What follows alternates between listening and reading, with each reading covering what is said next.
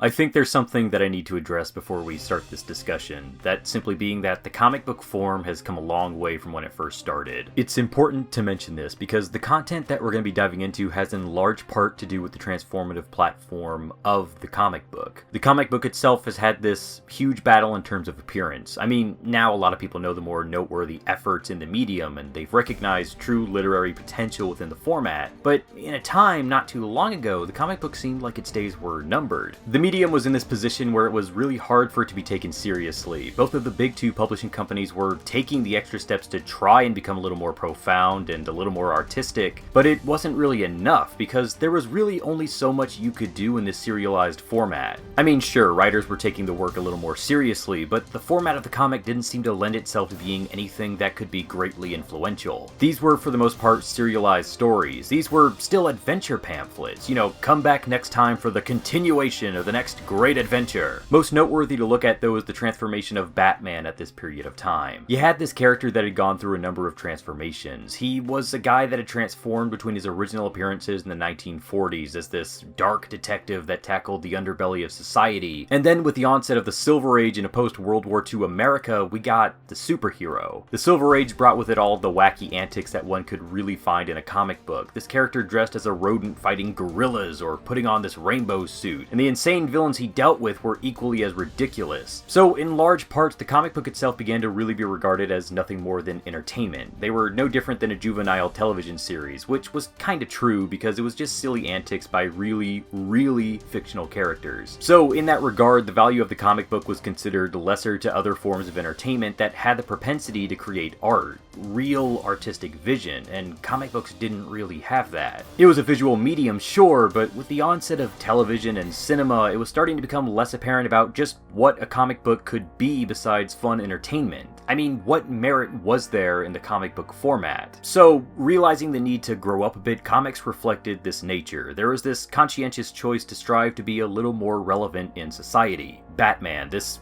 goofball, this really weird character that was crashing on his couch and just watching himself on TV or doing battle with some idiot in a kite, he had to be brought back to what made him unique when he first debuted.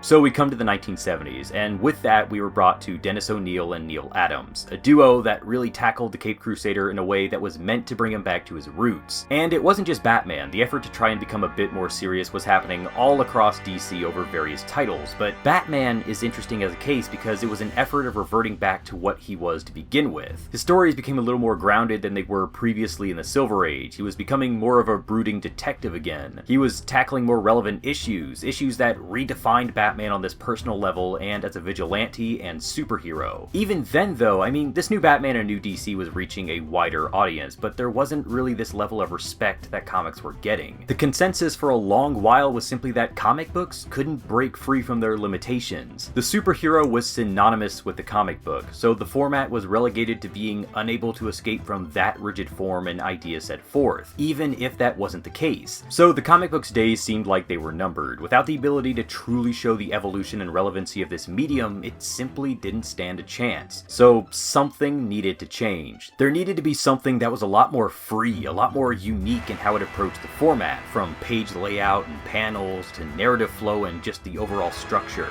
So this is where Frank Miller comes in. So, previously Frank Miller had made big splashes at Marvel with Daredevil. It was a 22-issue run from number 168 to 191, but together it read as a complete work. And this caught the attention of DC and Jeanette Kahn, the then president of the company, who was looking to turn things around and really cement DC within the industry as a creative force to be reckoned with. Miller was integral to this happening. He was a guy that was willing to really push what the industry had to offer and tell stories brimming with creativity and artistic integrity. Apparent in his creator-owned series, Ronin, that the publisher put out after him coming on board in 1982. Miller had creativity and freedom abound to tackle what he wanted to tell, to show what he wanted audiences to see, and this invariably led to one of his crowning achievements in the comic book form. The book that, alongside Alan Moore's Watchmen, showed the world the true potential of the comic book. The Dark Knight Returns.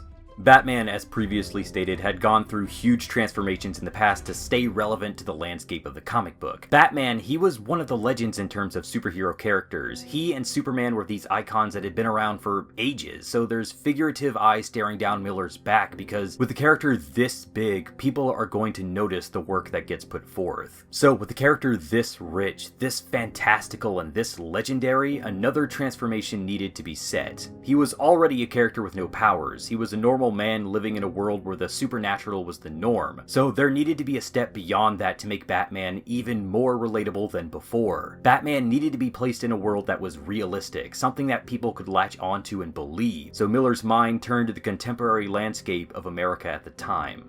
One of the things that had bothered me most was how insular and closed in the world of comics was. It had nothing to do with the rest of the world. And I was wondering what would make Batman genuinely relevant.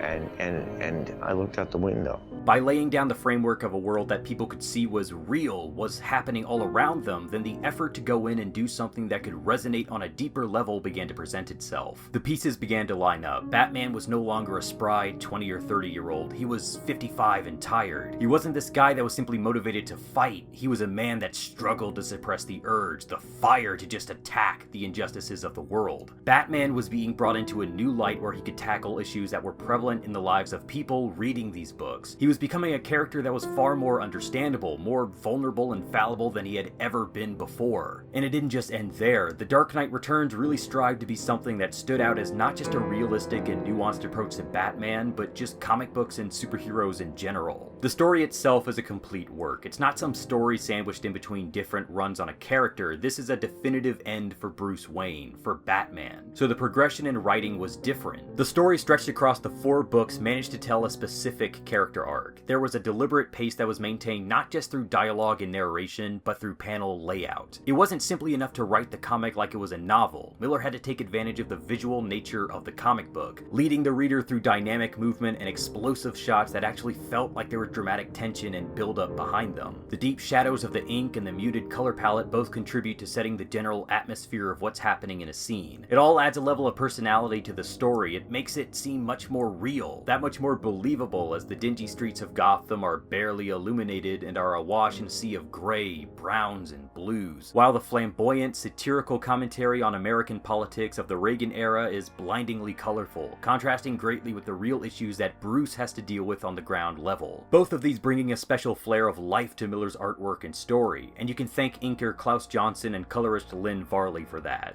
The nature of the story itself as a social commentary was this incredible feat. It encompassed this deep-rooted concerns about the nature of the country at the time and the establishment, brimming to the forefront through the use of 2 prevailing images at DC Comics, Batman and Superman.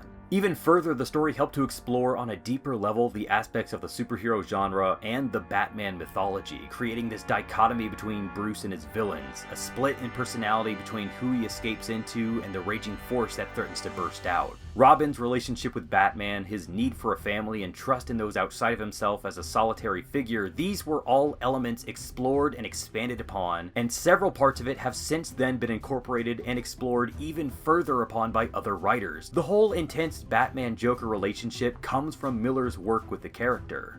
I made you lose control. And they'll kill you for it. See you in hell.